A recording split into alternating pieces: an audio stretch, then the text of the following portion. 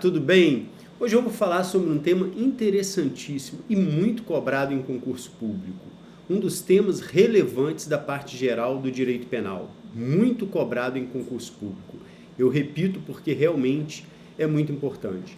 É o conflito aparente de normas. Já ouviu falar? Primeiro ponto importante: o conflito aparente de normas é uma construção doutrinária. Não existe lei definindo ou dispondo a respeito do conflito aparente de normas. Sabia disso? Muitas vezes a pessoa quer procurar em que dispositivo legal do Código Penal o Código trata do conflito aparente de normas e não vai encontrar, porque o conflito aparente de normas é uma construção doutrinária. Tem alguns autores, importantes autores, que não aceitam o conflito aparente de normas. Entendem que a situação deve ser retratada como concurso de crimes. Mas não é o que pensa a maioria dos autores. A maioria dos autores reconhece a existência do conflito aparente de normas e até entende que não há como confundir o conflito aparente de normas com o concurso de crimes e com o concurso de pessoas. São coisas completamente diferentes e não podem ser tratadas como se fossem idênticas. O conflito aparente de normas não se confunde com o concurso de crimes, porque no concurso de crimes nós temos mais de um crime. Então, tanto no concurso formal, quanto no crime continuado, quanto no concurso material, nós temos vários crimes praticados pelo agente. Há uma conexão entre esses crimes, então nós temos vários dispositivos violados, mas vários crimes praticados em concurso, de forma que, por exemplo, se tratar de concurso material, as penas desses vários crimes serão somadas. No caso do concurso formal, o critério é um pouquinho diferente, aplica-se uma pena aumentada de um quanto.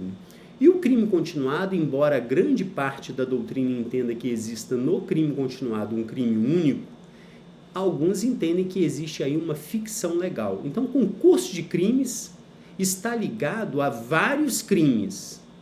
Concurso de agentes está ligado a vários agentes, várias pessoas, vários agentes criminosos praticando um crime monossubjetivo, que poderia ter sido praticado por um agente só. Então, várias pessoas se reúnem e praticam um homicídio, havendo entre essas várias pessoas reunidas uma divisão de tarefas. Isso é o concurso de agentes.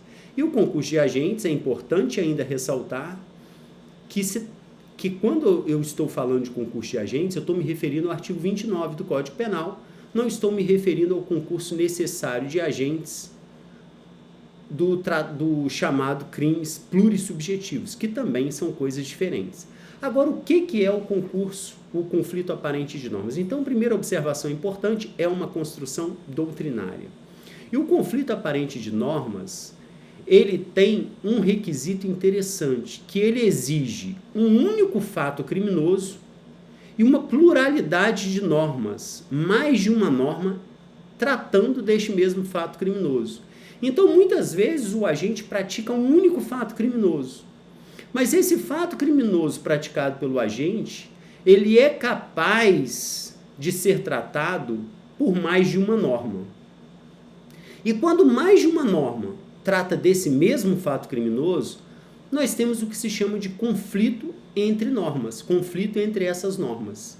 O Damásio de Jesus, de forma muito sábia, fez a seguinte observação: quando essas normas entram em conflito, porque tratam do mesmo fato criminoso, esse conflito ele é apenas aparente, não é um conflito real, porque de fato nós temos apenas uma norma aplicada a esse fato criminoso.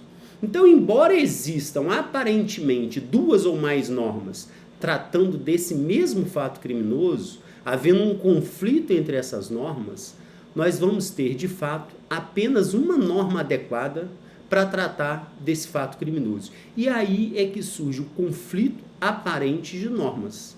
Não é um conflito real, porque alguns princípios do direito penal são capazes de solucionar esse conflito que é aparente, não é real. Daí se dizer conflito aparente de normas. Então, requisito do conflito aparente de normas, um único fato criminoso, pluralidade de normas indicando este mesmo fato como criminoso. Vejam como que aí existe esse conflito, porque se eu tenho um único fato criminoso, eu também deveria ter uma única norma tratando este fato como criminoso. O conflito de normas existe porque existe mais de uma norma tratando um único fato criminoso. E esse conflito, volto a citar o Damásio de Jesus, ele é apenas aparente, porque na verdade, nós conseguimos solucionar esse conflito entre normas aplicando alguns princípios do direito penal. E quais são esses princípios? O princípio da especialidade, o princípio da subsidiariedade e o princípio da consunção. O que diz cada um desses princípios? Vamos entender a lógica desses princípios. O princípio da especialidade ele diz o seguinte: há um conflito aparente de normas, duas normas tratando do mesmo fato criminoso. Para o princípio da especialidade, quando existir uma pluralidade de normas indicando o mesmo fato como criminoso, entre essas várias normas vai ter uma norma especial e uma norma geral. E o princípio da especialidade diz o seguinte: quando existe uma norma especial e uma norma geral, significa dizer que a norma especial ela possui todos os elementos da norma geral e mais alguns elementos identificadores que são considerados elementos especializantes. Então é como se a norma especial se apresentasse como uma norma mais completa em relação à norma geral. Daí que, havendo um conflito entre uma norma geral e uma norma especial, prevalecerá a norma especial e a norma geral não será aplicada. A doutrina diz o seguinte: diz que uma norma penal incriminadora é especial em relação a outra norma penal incriminadora geral quando possui em sua definição todos os elementos da norma geral e mais alguns de natureza especializantes. Então a norma geral não é aplicada e prevalece a norma especial. Entre a norma geral e a norma especial, elas estão em conflito, lembre disso, porque tratam do mesmo fato criminoso. A norma geral é afastada, aplica-se somente a norma especial. E aqui é interessante, não tem como aplicar as duas normas. As duas normas em conflito, e esse conflito é apenas aparente, uma vai ceder lugar para a aplicação da outra, e a geral cede lugar para a aplicação da norma especial. Exemplo clássico: infanticídio e homicídio. Imaginem que a mãe, durante o parto ou logo após, estando a mãe em estado puerperal, venha matar o filho, o próprio filho. Essa mãe está abalada psicologicamente, está em estado puerperal e acaba matando o próprio filho. Essa mãe praticou um crime de homicídio, matar alguém. Sem sombra de dúvida, ela matou alguém. Mas vejam que aqui eu tenho unidade de fato criminoso, a mãe que matou o filho, e tenho duas normas que tratam deste mesmo fato criminoso. Eu tenho do 121, matar alguém, e tenho do 123, que trata o infanticídio. Veja que a norma especial, ela possui, a do 123, ela possui todos os elementos previstos na norma geral e, além disso, possui alguns outros elementos especializantes. Então, é como se ela tratasse de uma forma específica daquele caso concreto, daquele fato criminoso que abraça a situação da mãe que mata o próprio filho durante o parto ou logo após, estando a mãe em estado puerperal. Nesse caso concreto, prevalece o infanticídio e não se aplica o homicídio. O que não poderia acontecer é aplicar homicídio mais infanticídio, porque isso seria bis in idem, seria punir duas vezes o mesmo fato criminoso. E isso não pode acontecer no direito penal. Então, neste caso de conflito aparente de normas, prevalece o infanticídio, afasta-se o 121 do Código Penal. Então, esse princípio da especialidade, ele é o primeiro princípio que regulamenta o conflito aparente de normas, ou que busca solucionar esse conflito aparente de normas. Agora, nós temos um outro princípio, que é o princípio da subsidiariedade. O princípio da subsidiariedade traz um raciocínio diferente. No princípio da subsidiariedade, o raciocínio é o seguinte. Lembrem-se que eu estou falando de conflito aparente de normas. Então, eu tenho um único fato criminoso e várias normas tratando deste mesmo fato criminoso. E a subsidiariedade diz o seguinte: muitas vezes existe uma violação a um bem jurídico tutelado. Entretanto, essa violação a um bem jurídico tutelado é num grau maior e outras vezes é num grau menor. Então, quando existe a violação a um bem jurídico tutelado e essa violação atinge um grau maior, e se existe duas normas protegendo esse mesmo bem jurídico, uma protegendo uma violação menor e uma protegendo uma violação maior, havendo uma violação a um bem jurídico maior, a que protege o bem jurídico menor acaba sendo absorvida pela norma que descreve a violação maior do bem jurídico. Então, nós temos aqui em relação à subsidiariedade, ao invés de nós termos uma norma principal e uma norma geral e uma norma especial, aqui nós temos uma norma principal e uma norma subsidiária. Neste caso concreto, aplicando-se a subsidiariedade, prevalece a norma principal, que trata da violação maior ao bem jurídico tutelado, aplica-se a norma principal e a norma subsidiária é afastada. Vamos imaginar o seguinte exemplo. Aquela norma do 132 do Código Penal, que diz lá, perigo à vida. A norma do 132 protege o bem jurídico vida. Entretanto, protege o bem jurídico numa intensidade menor do que o 121 do Código Penal. Então, se houve um homicídio, a norma do 132, a norma subsidiária que protege a vida, mas protege a vida de uma ofensa menor, ela acaba sendo afastada pela norma do artigo 121 do Código Penal. Então, havendo um único fato criminoso e um conflito entre normas, onde existe uma norma principal e uma norma subsidiária ou secundária, a norma secundária é afastada, a subsidiária é afastada e prevalece somente a norma principal. O que não pode acontecer?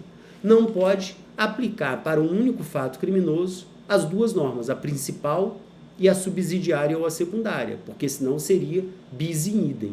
Então, isso que é o conflito aparente de normas.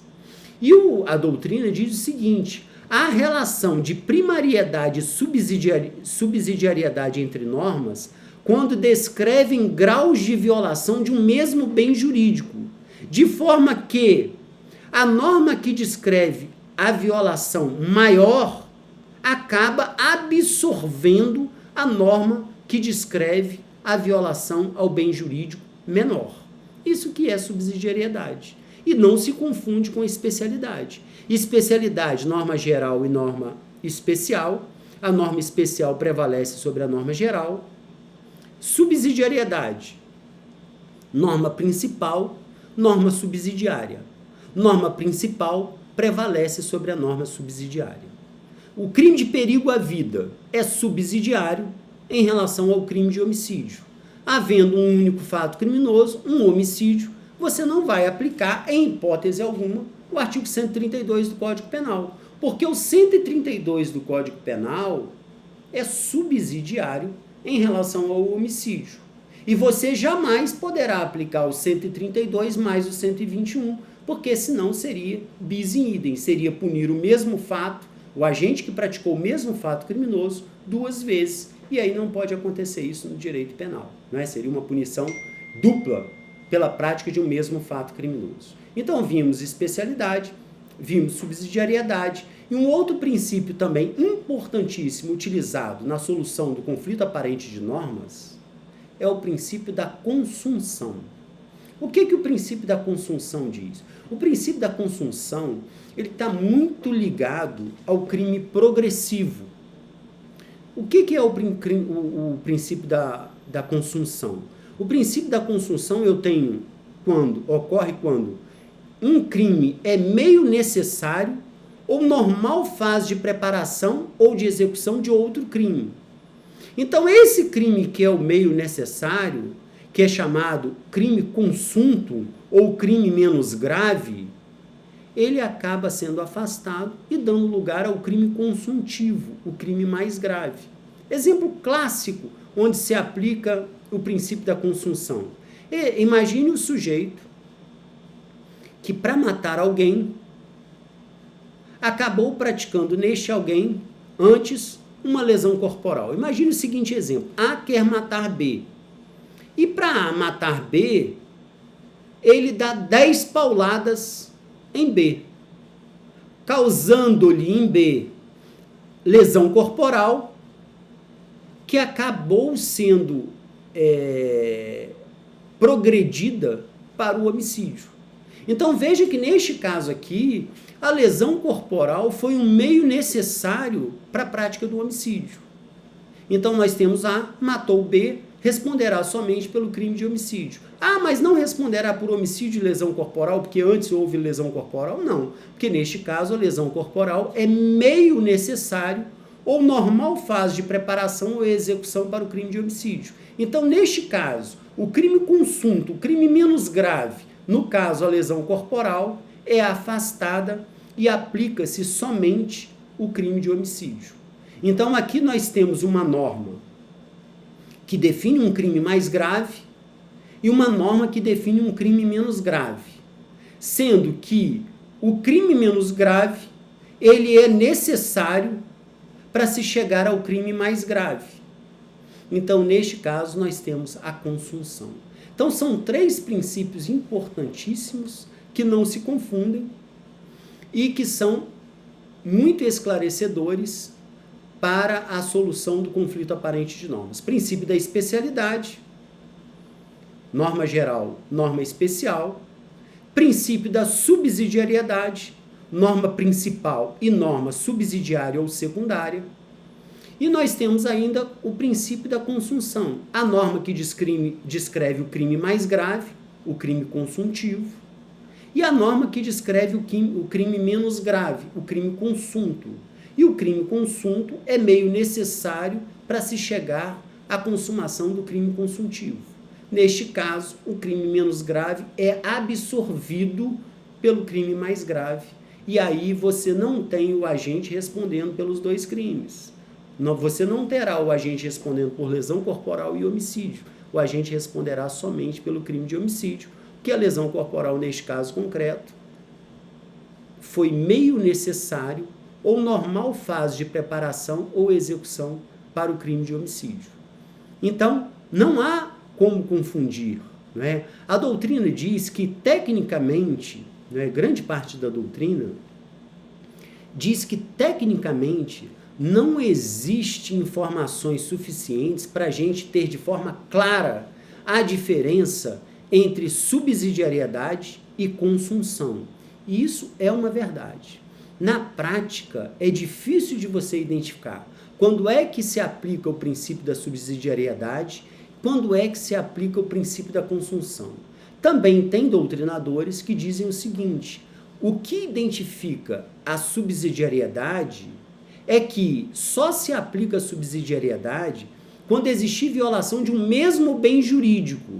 Então tem que existir identidade entre o bem jurídico tutelado pela pluralidade nas normas jurídicas. E havendo identidade de bem jurídico, existe uma lesão maior e uma lesão menor. Uma lesão descrita pela norma principal e uma lesão descrita pela norma subsidiária. Prevalece a norma que descreve a lesão maior. A norma principal prevalece sobre a norma subsidiária. Então, muita atenção quanto a este assunto, que é um tema realmente muito relevante. Conflito aparente de normas. Primeiro, repetindo, para ficar bem esclarecido, conflito aparente de normas tem um requisito. Qual é o requisito? Quais são os requisitos do conflito aparente de normas? Unidade de fato criminoso e pluralidade de normas indicando o mesmo fato como criminoso. Esse conflito é aparente ou é real? Ele é aparente, ele não é real. Ele é aparente porque, se aplicarmos alguns princípios, teremos a solução desse conflito aparente de normas. Para cada situação, será aplicada apenas uma norma. Apenas aparentemente é que as normas entrarão em conflito. E quais são os princípios utilizados para a solução do conflito aparente de normas? Princípio da especialidade, princípio da subsidiariedade e princípio da consunção. Princípio da especialidade. Existe uma relação entre norma geral e norma especial, prevalece a norma especial. Princípio da subsidiariedade. Existe uma relação entre norma principal e norma subsidiária, prevalece a norma principal. E princípio da consunção. Existe uma norma que descreve o crime mais grave, crime consuntivo, que prevalecerá em relação à norma que descreve o crime menos grave, o crime consunto.